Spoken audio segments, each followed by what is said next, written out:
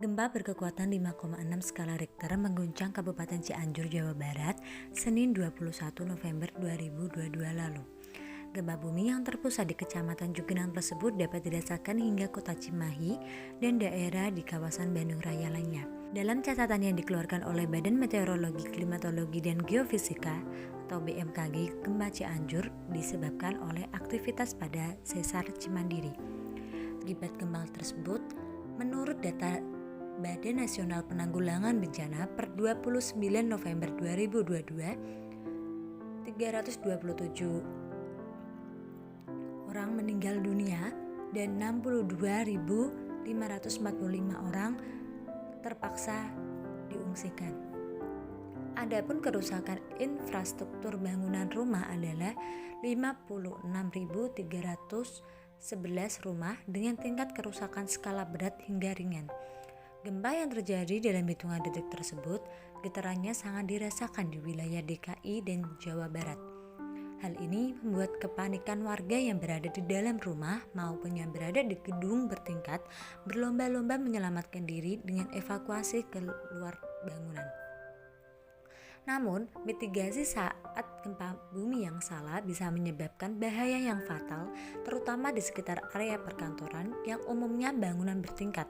Contohnya, berlarian menuju tangga darurat saat gempa masih terjadi. Untuk menghindari kesalahan seperti itu, inilah tindakan-tindakan penting yang perlu dilakukan sebagai mitigasi gempa bumi yang terjadi menjadi 3, yaitu langkah sebelum gempa bumi, langkah saat terjadi gempa bumi, dan langkah pasca gempa bumi. Pakar Gempa Institut Teknologi Bandung, Irwan Maulana menjelaskan ada 3 cara untuk memitigasi risiko gempa bumi jika berkaca pada bencana Cianjur.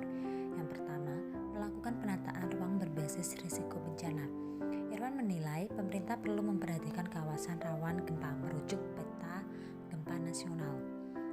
Jika kawasan tersebut berada dalam titik rawan gempa, maka harus dibebaskan dari pembangunan hunian atau perkantoran.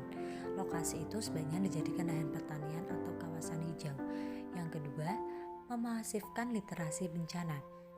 Irwan berpendapat sosialisasi literasi bencana harus melibatkan banyak stakeholder, misalnya pemerintah daerah, satuan pendidikan, dan masyarakat.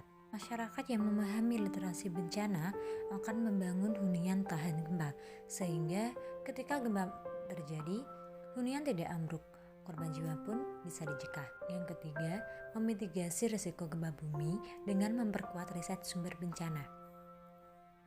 Riset sumber bencana yang dilakukan di Indonesia saat ini masih tertinggal dibandingkan dengan negara lain karena keterbatasan tertentu.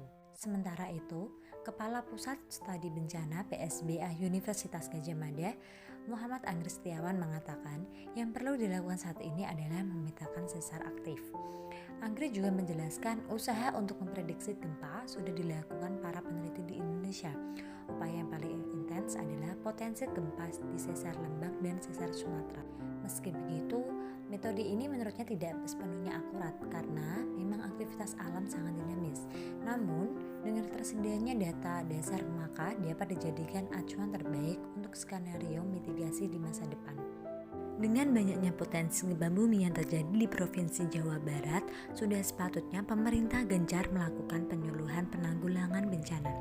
Pemerintah daerah Kota Cimahi melalui Badan Penanggulangan Bencana Daerah bersama beberapa satuan kerja perangkat daerah lainnya di Kota Cimahi secara berkala melakukan program kesadaran penanggulangan bencana kepada masyarakat.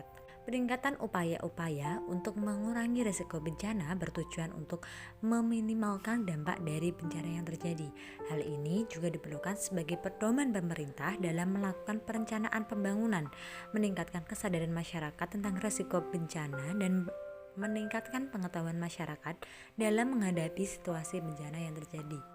Dengan potensi gempa bumi yang dapat terjadi sewaktu-waktu di Kota Cimahi dan wilayah sekitarnya, peranan pemerintah dan juga partisipasi masyarakat akan tindakan yang dilakukan untuk mengurangi risiko bencana dan meminimalisir korban jiwa dan dapat mengurangi dampak yang terjadi dari bencana itu sendiri.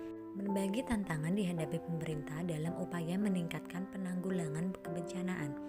Namun, pemerintah daerah Kota Cimahi optimis kesadaran mitigasi bencana alam di Kota Cimahi akan terus meningkat seiring berjalannya waktu. Selain itu, pembangunan manajemen sistem manajemen bencana yang semakin efektif juga diharapkan mampu membantu stakeholder terkait dalam pelaksanaan manajemen pasca bencana. Sekian berita yang dapat saya sampaikan hari ini. Apabila ada kesalahan, saya mohon maaf dan terima kasih. Saya Laili Istiani.